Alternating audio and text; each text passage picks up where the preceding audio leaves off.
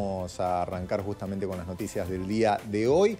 Vamos a empezar con este intercambio de prisioneros y de rehenes que se está dando entre Israel y Hamás. Vamos a ver cómo en particular Israel recibió la lista de las rehenes que van a ser intercambiadas a continuación. Este sábado, en el marco del alto el fuego en Gaza, está previsto que tenga lugar el segundo intercambio entre presos palestinos y rehenes israelíes en manos de Hamás. La milicia islamista palestina reveló la identidad de las 4 mujeres soldado que confirmó que liberará. Se trata de Liri Elbak, Karina Ariev, Daniela Gilboa y Nama Levi. La 5ª soldado que queda en el enclave, Agan Berger, no será liberada por el momento. Entre tanto, Israel prepara también la lista del nuevo grupo de presos palestinos que excarcelará en menos de 24 horas. Los palestinos de Gaza celebraron su primera oración del viernes desde que entró en vigor el alto el fuego con Israel. Los fieles musulmanes se reunieron en una mezquita de Han Yunis. El domingo comenzó un alto el fuego de 6 semanas entre Israel y el grupo islamista Hamás, considerado terrorista por varios países y la Unión Europea. La periodista Maya Siminovich se encuentra en Tel Aviv para ofrecernos detalles de lo que se espera este fin de semana. Maya, ¿qué tal? Un gusto saludarte. La oficina del primer ministro Benjamin Netanyahu afirma que Hamás no está cumpliendo con los términos del acuerdo luego de haber recibido la lista de rehenes. ¿En qué consisten las acusaciones?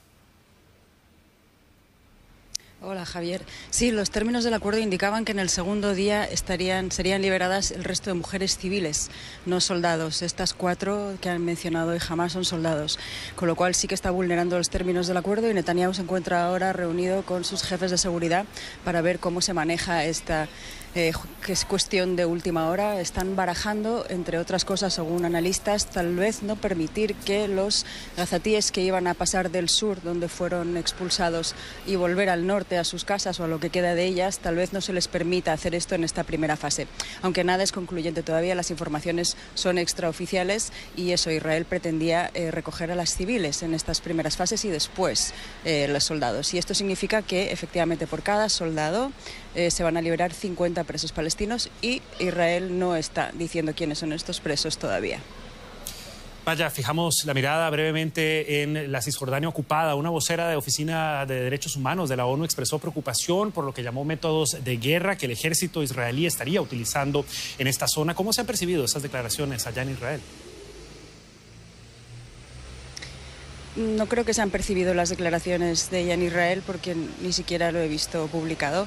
Lo que dice la ONU en general, salvo que sea algo que realmente toque a la esencia del conflicto y de lo que está pasando últimamente, Israel no reacciona no de manera oficial y tampoco extraoficial. Pero lo que sí que está pasando en Cisjordania es que están usando métodos de guerra porque es una incursión militar en toda regla, con drones, por ejemplo, que acaban de matar a 3 militantes en Jenin y dice el propio ejército israelí que del campo de refugiados de Jenin en los últimos días han abandonado ese lugar unas 1.800 personas. Esto lo que el ejército israelí registra en los pasos. Se dicen que son bastante más. El campo de refugiados tenía 7.000 habitantes y ahora quedan unos 2.500. Y lo que está sucediendo ahí es una incursión militar por tierra y también por aire para, según declara Israel, acabar con la militancia de Hamás y de Yihad Islámica.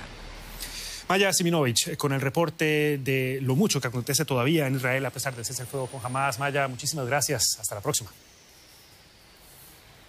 Gracias, Javier.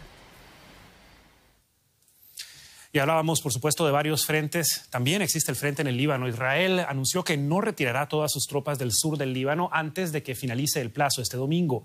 Las fuerzas israelíes han seguido operando dentro del Líbano después de que el pasado noviembre se acordara un alto el fuego con Hezbollah, poniendo fin a más de un año de hostilidades. El gobierno del primer ministro Benjamin Netanyahu afirmó que el ejército libanés no había actuado con suficiente rapidez para asegurar la zona, lo que habría obligado a Israel a retrasar, su retirada. Israel pidió una prórroga de 30 días respecto al plazo original.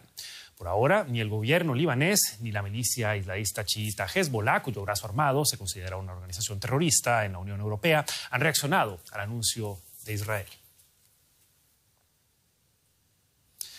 Vamos a ampliar los detalles de esta noticia en desarrollo con el periodista Joan Cabasés, quien nos acompaña a esta hora desde Beirut. Joan, ¿qué tal? Un gusto saludarte. ¿A qué se refiere Israel cuando dice que el ejército del Líbano no aseguró suficientemente la frontera y cuál es la situación que se vive en la zona en cuestión? Hola, ¿qué tal? Bueno, la tregua dictamina que tanto Israel como Hezbollah deben abandonar el territorio del sur de Líbano y según el acuerdo es precisamente el ejército de Líbano junto con los cascos azules de la FINUL, las Naciones Unidas, quienes deben tomar el control sobre el terreno en esta zona fronteriza. Pero Israel alega que Líbano todavía no ha hecho suficientes esfuerzos para desplegar sus tropas en todo el territorio fronterizo y el gobierno de Benjamin Netanyahu exige que esto sea así antes de su retirada de Líbano para asegurarse que Hezbollah no está presente en esta zona. Hay que tener muy presente que en Israel existe un temor importante desde el 7 de octubre de 2023 a que no haya ninguna amenaza presente al otro lado de ninguna frontera de Israel con sus vecinos. Por último, la situación en esta zona pende de un hilo. Las tropas israelíes, ya lo estabais explicando, siguen presentes en muchos municipios en el sur del Líbano y la población de la zona no está convencida que la guerra no vaya a reactivarse. Muestra de ello es que muchos civiles todavía no han regresado a sus casas o no han empezado todavía a reconstruirlas. Joan, por ahora no hemos visto una respuesta oficial del Líbano. Me corregirás si no es así, pero Israel parece estar determinado a mantener sus tropas sin importar la reacción de su contraparte. ¿Está en riesgo el cese de las hostilidades?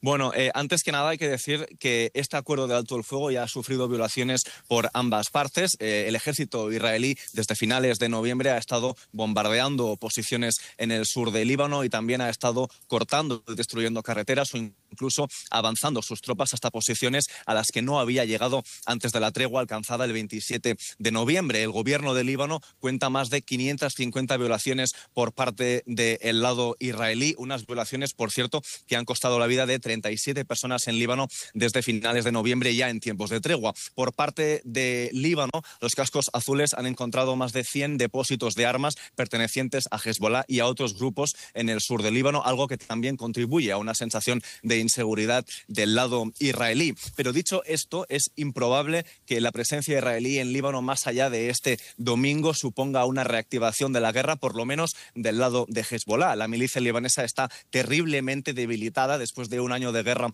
con Israel y sufre además una fuerte crisis de popularidad en Líbano que hace improbable que la milicia apueste por arrastrar este país de nuevo a una guerra con Israel.